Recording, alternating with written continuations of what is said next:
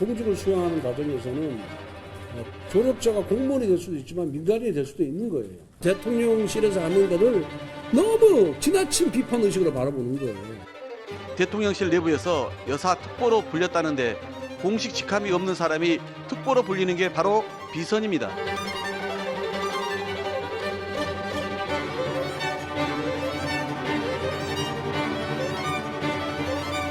이 부속실에 윤석열 대통령의 외가 쪽 친족인 최모 씨가 국장급 선임 행정관으로 일하는 것으로 확인됐습니다.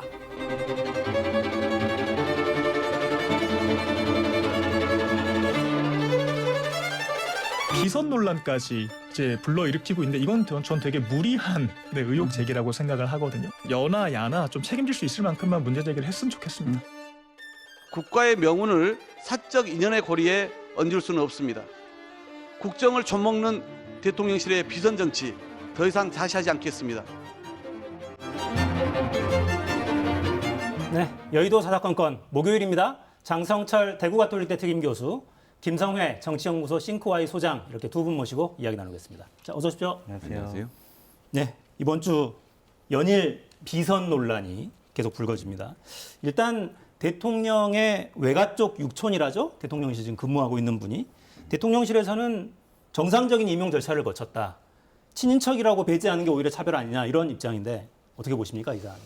법적으로 문제 없지만 윤석열 정권의 명분이었던 공정정의 상식에는 맞는 것이냐라는 좀 생각이 들어요. 본인의 캠프에서 근무했던 친인척 그리고 업무의 연속성 차원에서 대통령실에 임용을 했다. 절차를 거쳐서. 그게 법적으로 문제 없지만 공정할까요? 거기에서 캠프에서 일하지 못한 많은 능력 있는 사람들은 그렇게 지원할 그리고 채용될 기회조차 얻지 못했다라는 생각이 들고요. 또한 외가 육촌이 임용이 됐다는 것 자체가 좀 상식적이지 않은 것 같아요.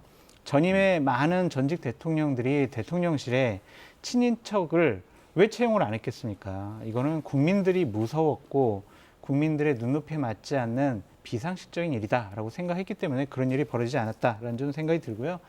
저런 해명들은 솔직히 전 너무 뻔뻔하다라는 좀 생각이 들고 국민을 우습게 보는 처사가 아니냐라는 생각이 듭니다. 국민이 화가 나는 건요. 저러한 친인척을 대통령실에 임용을 한 것도 화가 나는데 우리가 뭐 잘못했어? 이것에 대해서 더 화가 나는 거죠. 최소한 저희가 좀 더 살펴보고 여러 가지 좀 문제가 없지 않는지 국민의 눈높이에 맞지 않은 그러한 결정과 행동을 했는지 저희가 다시 한번 되돌아보고 살펴보겠습니다. 이렇게 좀 겸허하고 겸손한 모습을 보여야 되는데 뭔 문제가 있습니까? 라고 항변하는 것은 국민의 분노 게이지만 더 높일 것이다 라는 생각이 듭니다. 자, 교육부 장관 음주운전 0.25? 그래서 어떻게 됐어? 선고유예 판결 받았습니다. 문제 없는 거 아니야? 총무비서관 성희롱. 그래서 어떻게 됐어? 구두 경고 받았습니다. 처벌받은 거 아니잖아. 문제 없는 거 아니야? 뭐 매사가 이런 식입니다. 이번에 공정거래위원장도 성희롱 의혹이 불거졌지만 처벌받았어? 안 받았죠. 그럼 문제 없는 거 아니야? 이 연장선상에 있는 겁니다. 아니 육촌 고용 못하는 법이 있습니까? 법 없죠. 검찰이 기소돼 안 돼? 안 되죠. 그러면 문제 없는 겁니다. 이런 하나의 세계관을 딱 놓고 불법이 아니면 상관없다라는 방식. 전 좀 놀랍고요. 그다음에 제가 이제 보좌관으로서 국회를 경험해 보았는데 이런 일이 어디서 발생을 하냐면요. 의원들도 친인척이 있습니다. 그러니까 의원도 그것이 나름의 권력이지 않습니까? 근데 보좌진으로서 가장 힘든 것은 제가 모르는 상태에서 누군가 연락을 하거나 밖에서 호가호위하는 일들이거든요. 이게 힘든 이유는 이제 육촌의 경우도 그래서 그 육촌이 무슨 집 잘못을 했거나 뭐 국정농단을 저질렀거나 그렇진 않죠. 그런데 우리나라에서 제일 중요한 일은 대통령의 귀에 내 이야기를 전달하고 싶은 사람이 너무 많다는 거예요. 근데 보통 이 이야기를 전달하려면 저기 어디 부처의 주무관부터 만나서 이 얘기가 다 올라가서 장관 결재가 떨어지고 나면 대통령실로 얘기가 전달이 돼서 대통령실에서 비서실장 거치고 나야 대통령께 보고가 들어가거든요. 그러니까 너무나도 많은 단계를 거쳐야 되지만 정말로 아무런 빈틈이 없이 완벽한 이야기만 들어가게 되는데 뒷방에서 귀옛말을 할 수 있는 사람이 있다는 것이 지금 드러나고 있는 겁니다. 예를 들면 그 나토에 갔던 신모 씨 수행을 했다는 그다음에 이번에 육촌 이런 분들은 저 사람 한 사람만 뚫으면 바로 직통으로 대통령과 혹은 대통령 부인과 연결되겠구나라는 생각을 만든다는 것 이 자체가 문제가 된다는 거죠. 이것은 대통령실에서 컨트롤할 수 없기 때문에 아주 큰 문제가 될 거라서 저는 이건 뭐 여야를 떠나서 대통령님이 정말 앞으로 국정 운영을 잘 하시려면 이러한 것들을 차단하는 게 되게 중요하다는 말씀 드리고 싶습니다. 그러니까 뭔가 비리의 패스트 트랙으로 이용당할 소지가 있지 않느냐 이런 지적이신 것 같아요. 한 사람만 뚫으면 된다라는 생각이 어떤 에너지를 만들어내는지는 예전에 삼성이 최순실 씨에게 드렸던 공을 생각해 보시면 그때 다른 기업에서 뭐라고 했답니까? 아니 왜 삼성만 최순실을 알고 우린 몰랐지? 이런 땅을 쳤다는 뒷얘기가 있을 정도로 그것이 그 점이 어느 점이냐를 뚫어내는 것을 중요하게 생각하는 사람들에게는 이렇게 지금 노출이 되고 있는 겁니다. 그러니까 야당에서는 계속 이제 비선이 우려를 계속해서 이야기를 하고 있고 대통령실에서는 아니 정상적으로 임용한 사람인데 무슨 비선이냐 적당하지 않다 프레임이다 이런 반응이거든요. 그렇게 항변하는 것 자체가 상황 인식이 상당히 아니하다라고 볼 수밖에 없어요. 우리 지금 김성애 소장님께서 잘 설명을 해 주셨듯이 친인척이라는 그 강력한 무기가 비선이 될 수 있는 가장 큰 지름길이 될 수 있다라고 말씀을 드립니다. 그러니까 이런 것들을 상당히 부적절하다라고 볼 수밖에 없습니다. 예를 들면 문재인 정권 하에서 문재인 대통령의 외가 쪽의 친인척을 이런 식으로 청와대에 임용을 했다면 과연 국민의힘에 계신 분들이 잘했습니다. 아유 뭐 능력이 출중하고 뭐 여러 가지 업무 연속성 면에 있어서 당연히 잘하는 거죠. 이렇게 얘기하겠습니까? 그러니까 저는 계속해서 이 자리에 나와서도 말씀을 드리지만 항상 입장을 바꿔놓고 생각을 해봐라라고 말씀을 드리고 싶어요. 여당일 때 야당일 때 말이 달라진다는 것 자체가 국정을 운영할 그리고 국민을 대표할 자격이 없는 것이 아니냐라는 좀 생각이 듭니다. 신모 씨 문제도 마찬가지입니다. 이번에 나토 동행했던 네. 그러니까 그분이 같이 가서 뭐 외부 전문가로서 참여해서 여러 가지 일들을 합리적으로 정말 필요한 사람이었어. 저 사람이 아니면 정말 못할 일을 정말 저 사람이 해냈어. 라는 평가를 받으면 이 대통령실의 해명이 맞겠죠. 근데 뭐 했어? 라고 물어보니까 당시 스페인에 있는 한국문화원에서 여러 가지 일들을 좀 같이 해봤습니다. 그 한 가지 일을 했습니다. 라고 최종적으로 해명을 했잖아요.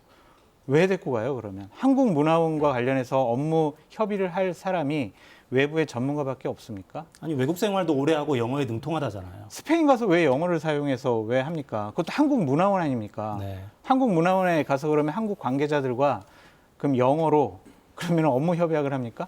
말이 안 되는 해명을 하잖아요. 이거는 저는 국민을 우습게 보는 해명이다라는 생각이 들어요. 하루 종일 어제 밤새도록 생각을 해서 내세운 변명이 저런 것이라면 정말 대통령을 모시는 실무자들조차도 반성하고 먼저 사과해야 된다라고 말씀드려요. 그러니까 이게 지금 구조가 이렇잖아요. 대통령이 취임 직후에 처음 가는 다자 외교 무대예요. 여기에 여러 행사들을 기획하는 데 참여했다는 거 아닙니까, 이분이? 근데 대통령실에 의전비서관이라는 공조직이 있고 외교부에는 차관보급인 의전장을 필두로 한 의전을 전문으로 하는 조직이 있고 또 현지 공관이 있고 현지 한국문화원도 있단 말이죠.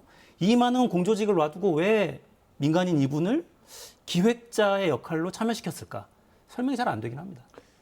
제가 또 해외 거주 경험이 있고요. 해외에서 미국에서 살 때 영어를 물론 썼고요. 능통하시죠? 아예 능통한 데다가 제가 하필이면 멕시칸 레스토랑을 해서 네. 예, 스페니쉬도 또 스페니쉬까지. 서바나어도 구현이 가능한데 대통령이 지금 저를 데려가겠습니까? 아니지 않습니까? 그리고 이 해명에서 가장 놀라운 부분은 뭐냐면 수행을 안 했다는 거예요. 그렇게 말을 하죠. 수행은 안 했고 전문가 행사기획 전문가로 고용했다는 건데 그럼 전용기는 또 왜 탔습니까?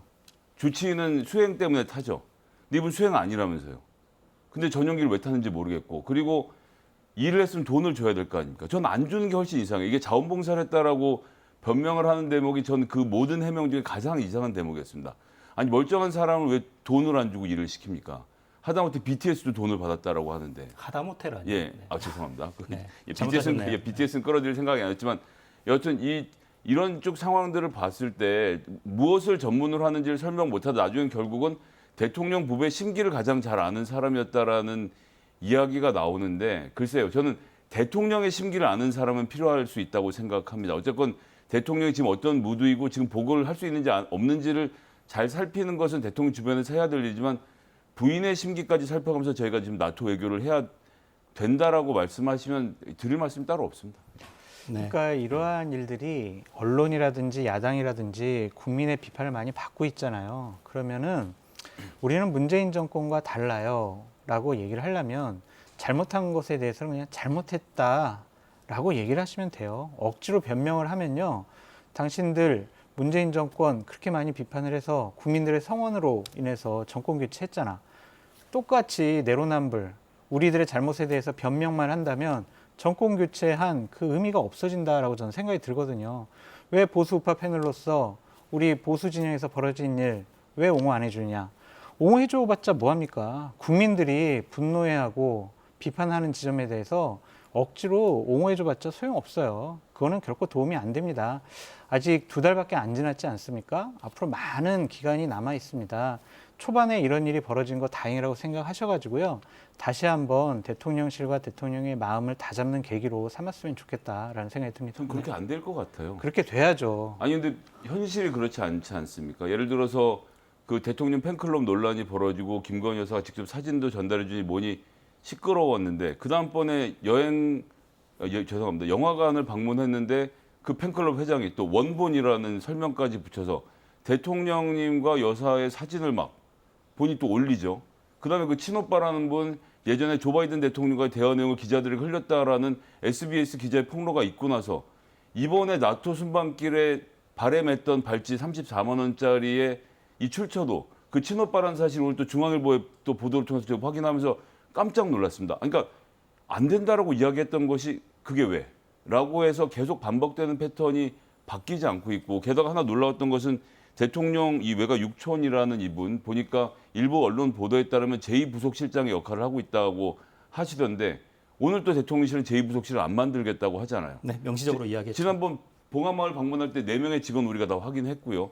부속실장도 있었던 거예요. 그러면 이미 부속실이 다 갖춰져 있네요. 게다가 집무실이 왜 필요한지 모르겠지만 지금 대통령실에 구성된 2층, 5층 집무실에서 5층 집무실은 그 부인께서 함께 쓰겠다는 얘기를 하는데 도대체 어디가 조용한 외교고 5층 집무실은 도대체 영부인에게 왜 필요한 공간이며 부속실장 역할하는 분들과 4명의 직원들까지 다 구성되어 있는데 제2부속실은 안 만든다는 이야기는 무엇인지 좀 설명을 들었으면 좋겠습니다. 근데 이제 부속실 그 부분은요, 뭐 어차피 공식적인 보좌를 받아야 되니까 부속실의 역할을 하고 있다라는 점에 대해서는 너무 큰 비판을 안 하셨으면 아니죠. 좋겠어요. 제가 하고 싶은 얘기는 대통령의 육촌을 부속실장 격을 맡겨놓으니 그건 아직 이 조직을 확인되지 않았잖아요. 공개적으로 내밀 수 없었던 것 아니냐. 저는 뭐 언론의 보도에 근거해서 드리는 말씀이니까요. 그 틀렸다고 하면 언론사를 또 기소하거나 검찰이 수사를 해보면 되겠죠. 그리고 또 뭐 집무실 같이 쓴다 이것이 대통령이 근무할 때 옆에서 같이 근무하고 이런 개념이 아니지 않습니까? 그냥 한쪽 편에 영부인 대통령 부인이 어떤 공식적인 행사를 할 때 좀 와서 앉아 있을 그런 자리지 거기서 무슨 뭐 청와대 직원들의 보고를 받고 그러겠습니까? 그런 일이 절대로 벌어지면 안 될 거고요. 대통령을 가까이에서 모셨던 분 그리고 경선 기간 중에 캠프에 있던 분들의 많은 얘기를 들어보면 대통령께서는 많이 들으신다고 하더라고요. 그래서 결심하고 바뀌는 과정들이 시간이 좀 걸린다. 그래서 지금도 많은 비판을 좀 받고 계신 점에 대해서 많이 알아듣고 지금 이해하고 있으니까 곧 바뀌실 거다라고 하니 좀 기대해 보시죠. 저는 어렵다고 봅니다. 예. 어제 안 됐잖아요. 네, 어제 오늘 공교롭게 이틀간 지금 대통령이 출근길에 질의응답 안 하고 있는데 내일은 아마 일정상 할 가능성이 높아 보여요. 내일 어떤 답변을 내놓을지 한번 지켜보겠습니다. 자, 주제를 좀 바꾸겠습니다. 국가정보원이 박지원 전 원장을 어제 검찰에 고발했습니다. 전격적이었어요. 국가정보원법 위반, 또 공용전자기록 손상 이런 혐의 적용했다고 하죠. 박 전 원장 직접 연결해서 입장 들어보겠습니다. 자, 원장님 나와 계시죠? 네, 안녕하세요. 박지원입니다. 네, 어제 출연하셨을 때 여쭤봤으면 좋았을 텐데 출연 딱 끝나니까 이 속보가 떴어요. 저도 네. 거기 끝나고 나니까 기자분들한테 전화 와서 네, 혼났습니다. 전화통에 불이 났죠. 예. 네, 일단 사실관계 확인 더 좀 했으면 좋겠는데요. 이 국정원에서 2020년 서해 공무원 피격 사건 당시에 첩보 관련 보고서 등 삭제했다는 게 이게 주장인데 어떤 입장이십니까? 우선 그 말씀 전에요. 오늘 국방부 합동참모본부 공보실장이 정례 브리핑에서 국정원 기밀관리 군 권한을 박지원으로 착각해가지고 고발한 것 같다. 그래서 기밀 유출이 됐으니까 국정원을 조사하겠다. 이렇게 발표했어요. 네. 그리고 이 내용을 보면은 이 국정원에 이 관리를 하는 무슨 선이 있나 봐요. 선이 있다. 네, 이런 것은 저도 몰랐어요. 그 선이 있다는 건 박지원 무슨 의미입니까, 원장님? 원장을 고발하는 과정에서 네. 군사정보통합체제 관련 권한을 착각한 정황도 드러났다. 네. 이렇게 하면서 군사정보통합체계 관리 권한은 합참 등 군에 있는데 박 전 원장이 삭제할 권한이 없는 것처럼 착각한 것 가운데 고발했다는 것입니다. 네. 그러면서 무슨 뭐 이건 내 비밀이니까 저도 언론에 보도됐지만은 얘기를 하지 않겠습니다만은 저도 모르는 것이 있었나 봐요. 그런데 이러한 것들이 전부 현재의 국정원이 박지원을 고발하면서 다 공개돼 버렸다는 거예요. 네. 그러니까 국방부로서는 이게 황당무계할 거 아니에요. 그래서 국방부가 국정원을 조사하겠다. 이런 재밌는 일이 어디 있어요? 세상에. 국정원이 국가 기밀을 유출한 정황도 포착되고 있다는 것이에요. 국정원에서 국방부와 군사 군의- 기밀을 누출한 사실이 포착되고 있다. 그렇죠. 현재 그러한 것은 노출이 안 돼야 되는데 네네. 전부 다 이번 저 고발 과정에서 국가 기밀을 유출한 정황도 포착되고 있다. 박 전 원장을 고발하는 과정과 이후 후속 언론 보도 등에서 기밀 문서가 유통 관리되는 것 방식이 노출됐다는 것이에요. 네. 그리고 국방부와 군의 하트라인이 있는데 이러한 것들이 다 알려져 가지고 문제가 돼서 엉뚱하게 저를 잡아가지고 고발을 해가지고 소위 보수 정권의 현 국정원장이 이런 짓을 해도 돼요? 군사 기밀을, 안보 기밀을 뭐라고 답변할 거예요? 자, 원장님 제가 좀 정리를 하겠습니다. 일단 박지원 원장은 재직 시절에 서해 공무원 피격 사건 관련한 첩보, 보고서 등을 삭제하라고 지시한 바가 없다. 이렇게 없습니다. 이해하면 되겠습니까? 예, 없어요. 네. 그리고 거듭 말씀드렸지만 제가 쭉 얘기해온 거예요. 국정원은 그러한 첩보를 생산하는 부처가 아닙니다. 그 생산하는 부처가에서 우리가 공유하는 거예요. 무슨 말씀인지 알겠어요? 그러니까 군에서 이게 생산한 이제 첩보를 드러났잖아요. 공유했을 뿐이다. 그렇죠. 그래서 그러니까 국정원 내부에는 국방부에서 해당 지금 보고서를 이렇게 얘기한 삭제했다 해도 군에는 남아있지 않느냐. 그렇죠. 내가 삭제하더라도 군이라고 저 하지 않았어요. 생산 네. 부처에 남아있고 중요한 나라에도 남아있어요. 네. 그리고 우리 국정원의 속성을 메커니즘을 아시는 분들은 아시겠지만은 오죽했으면 소위 언필층 X파일도 60년간 저장됐지만은 제가 볼 수도 없고 파기할 수도 없는 거예요. 그래서 특별법을 제정하자고 했던 거예요. 네. 그런데 저한테 폐기했다. 그러면은 우리 국정원에도 메인 서버에 남아 있어요. 또 네. 내가 폐기를 지시했다 하면은 삭제를 지시했다 하면은 그것도 남아 있어요. 그렇군요. 웃기는 거 아니에요? 자, 원장님, 그 군에서 그 감청 등을 통해서 확보한 첩보가 물론 있겠고 아니, 그런 한편으로는 얘기는 국정원에서 그런 얘기는 그러한 것은 저한테 질문하면 안 돼요. 제가 그 답변을 하면은 국정원법 위반이에요. 지금 현재의 그 똑똑한 국정원장한테 보고해 보세요. 물어보세요. 그런 바보들이 국정원을 하고 있으니까 이 꼴이 되는 거예요. 그럼 뭐 하는 짓입니까? 알겠습니다. 자, 고발 주체가 전직 국정원장을 고발한 주체가 국가정보원입니다. 예, 왜 그렇습니다. 했다고 파악하고 계십니까? 아니 글쎄 자기들이 그랬잖아요. 그 첩보를 삭제했다. 또 삭제를 지시했다. 그러니까 국정원법 위반이고 무슨 뭐 다른 이름도 모르는 그런 위반이라고 저를 고발했는데 오늘 국방부에서 그것은 국정원 업무가 아니고 자기들 임무인데 왜 잘못 착각해가지고 박지원을 고발해가지고 그 과정에서 이러한 중요한 안보 문건 이러한 내용들이 다 공개되냐? 그래서 국정원을 조사하겠다는 거 아니에요? 네. 이거 자. 말도 안 되는 거예요. 그리고 네. 거듭 말씀드리지만은 개혁된 국정원은 원장이 그러한 지시도 못하지만은 지시를 받더라도 국정원 직원들이 따르지 않습니다. 과거의 국정원이 아니에요. 지금 현재 국정원장은 한 달 정도 돼가지고 동서남북을 모르는 것 같아요. 그리고 거기 일부 정무직 직원 몇 사람이 전 정권 하던 사람들이 들어와 있어요. 네. 자기들이 그런 짓을 했으니까 박지원의 국정원도 이런 짓 했지 않냐. 소설 쓴 거예요. 안보 장사하는 거예요. 그 그러니까 은퇴한 국방부에서 이런 얘기를 하는 거예요.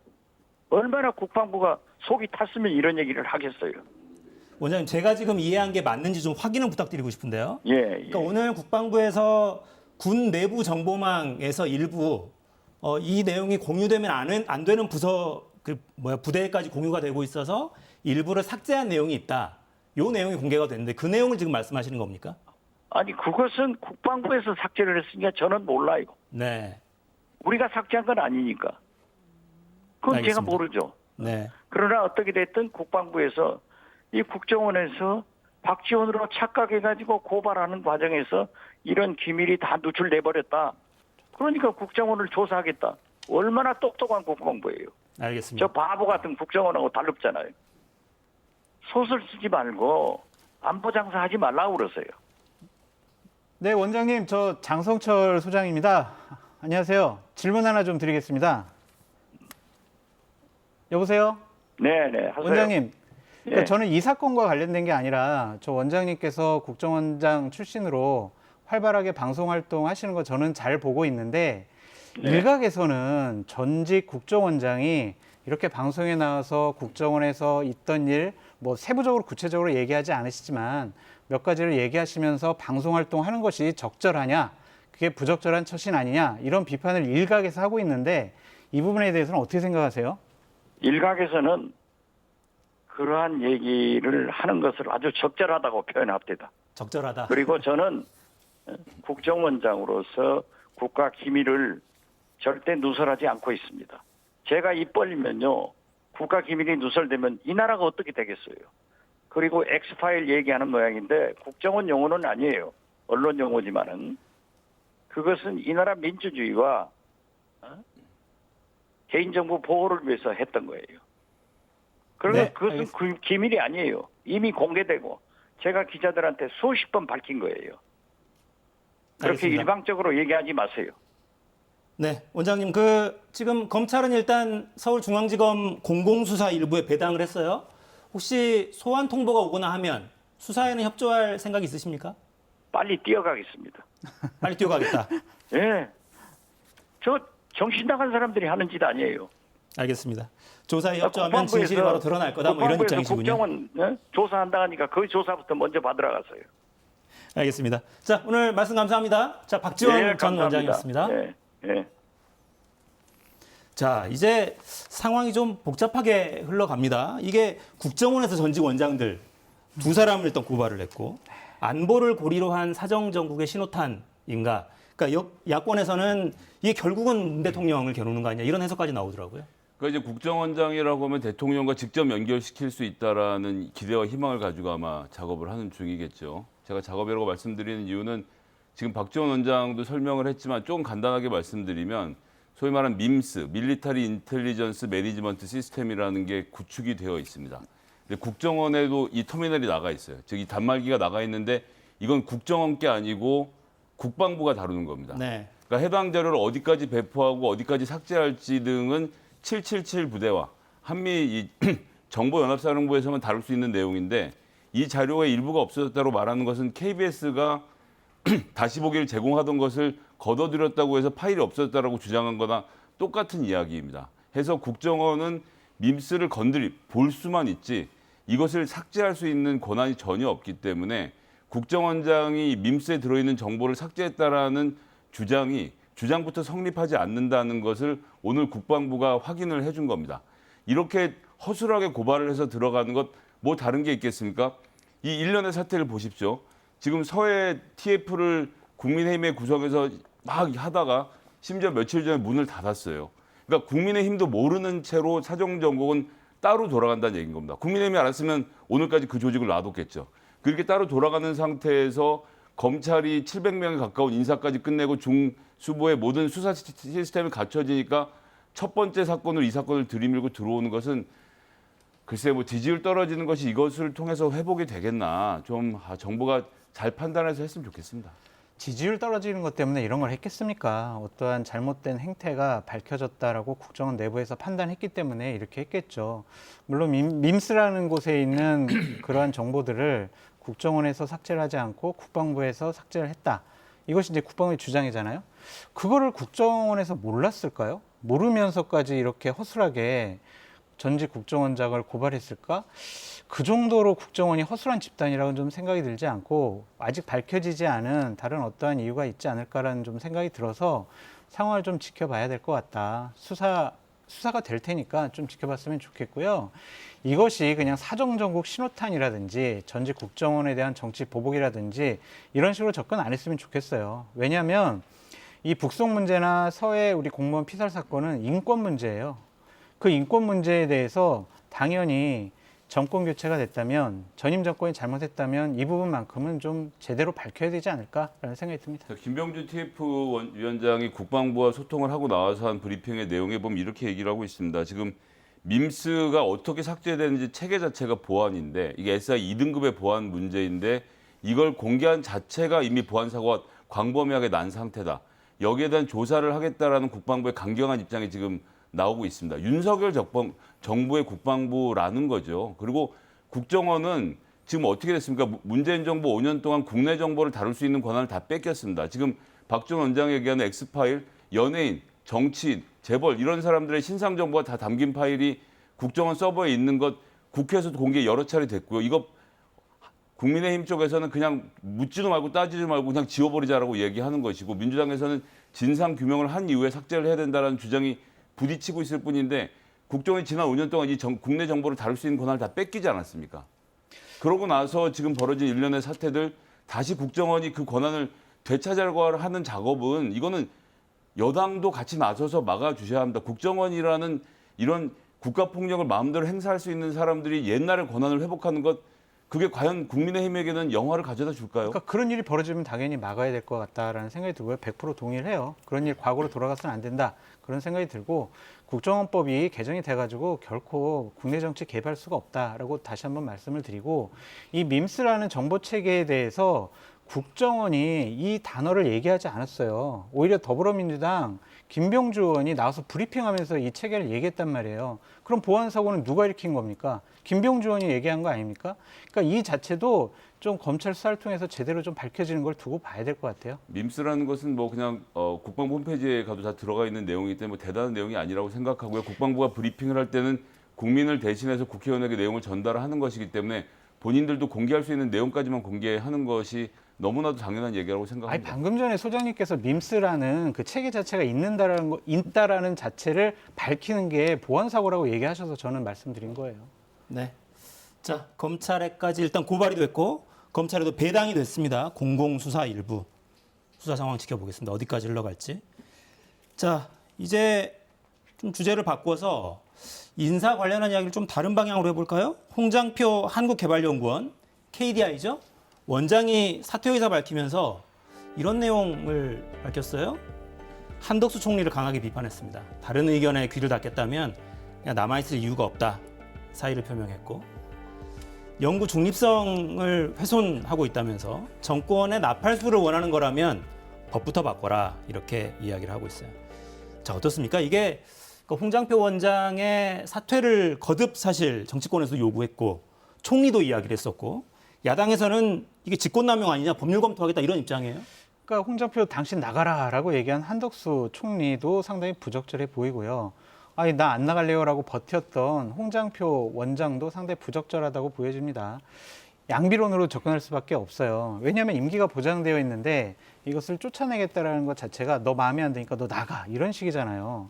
국가의 중요한 공공기관장을 이런 식으로 바꾸겠다라는 것은 좀 옳지 못하다는 생각이 듭니다.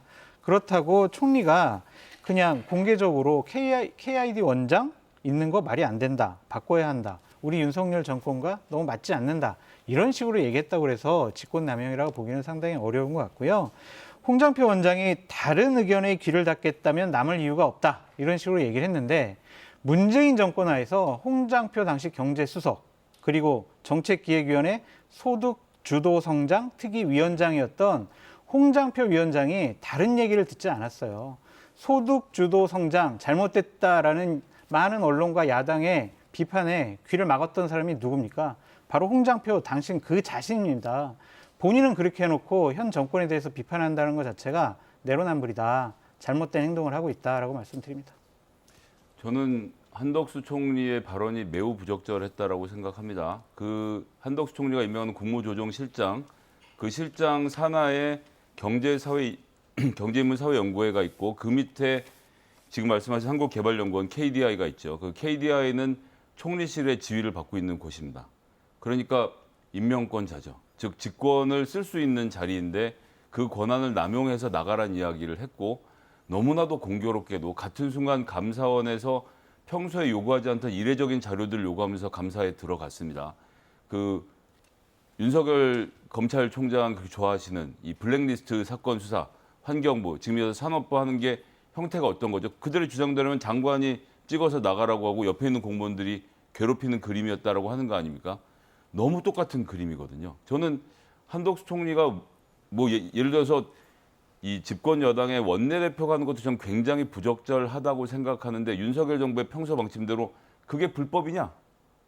불법은 아니지 않느냐라고 권성동 원내대표는 피해갈 수 있을지 모르겠지만 한덕수 총리는 피해갈 방법이 없기 때문에 지금의 검찰, 뭐 특수부 승진잔치를 한 검찰이 당장 한덕수 총리에 대한 직권남용, 블랙리스트 수사를 하진 않겠지만 이 문제는 절대 그냥 넘어가게 되지 않을 거라 생각합니다. 네. 자, 시간이 거의 다 됐는데 국민의힘 이야기는 마지막으로 좀 짧게 의견들을 여쭤보고 마무리해야 될 것 같습니다. 자, 이준석 대표 윤리위 오늘 저녁에 출석을 이제 하게 되는데 벌써 표정이 좀 곤란해지시는데 전망은 어떻게 하십니까? 저는 오늘 징계가 나지 않을 가능성이 높다라고 좀 말씀을 나지 않을 드리고요. 네, 왜냐하면은 오늘 7시에 윤리위원회가 개최가 되는데 대략 한 8시 20분부터 이준석 당대표가 나가서 소명과 해명을 해요. 그럼 대략 한두 시간 정도 해명을 하게 될 텐데 대략 그 이후에 윤리위원들이 한두 시간 정도 회의를 통해서 당대표를 징계하는 결과를 도출해낼 수 있다라고 생각하기가 너무 좀 시간상 절차상 무리가 있어 보인다라고 말씀드리고요. 그 이준석 대표를 접대했다라고 하는 김성진 대표에 대해서 경찰이 21일 날 다시 조사를 하겠다라고 얘기를 하고 있어요. 아직 성접대가 있었다 없었다 확증적으로 국가의 공권력이 결론 내리지 않았거든요. 그런데 어떻게 증거인멸을 교사하고 증거인멸을 하고 막 이렇게 하겠습니까? 그러니까 이렇게 얘기하는 것 자체가 좀 무리가 있어 보이고 하나 더 말씀드리면 지금 여건이 상당히 어렵습니다. 당 지지율 떨어지고 있죠. 대통령 지지율 떨어지고 있습니다. 민생 어려운데 지금 여당은 당대표 쫓아내네 안 쫓아내네 이런 거 가지고 한가하게 논의할 그러한 시기가 아니다. 그래서 정무적인 판단을 할 것 같다라는 생각이 듭니다. 저는 윤리가 왜 자꾸 이 순간에 경찰 수사가 끝나지도 않은데 들어왔는지에 대해서 너무 오랜 기간 궁금했는데 최근에 제 나름대로의 소설을 이렇게 정리를 했습니다. 경찰이 여당 대표를 수사하기 너무 어려운 거예요. 거꾸로. 윤리위가 여당 대표를 징계를 먼저 한다면 이에 당원권을 정지한다면 그러고 지금 최근에 행안부 장관의 면접까지 마친 경찰청장이 임명됐죠. 그러고 이제 치안감도 8명 중에 7명을 갈아치웠는데 치안 정감도 이런 상태에서 여당 대표가 윤리위로부터 징계를 받은 다음엔 수사가 본격적으로 시작되겠구나 이런 느낌을 받고 있습니다. 오히려 우회하면서 수사의 길을 열어준 게 아니냐 이런 해석이네요. 네, 오늘이 운명의 날입니다. 지켜보겠습니다. 자, 김성회 소장, 장성철 교수였습니다. 감사합니다.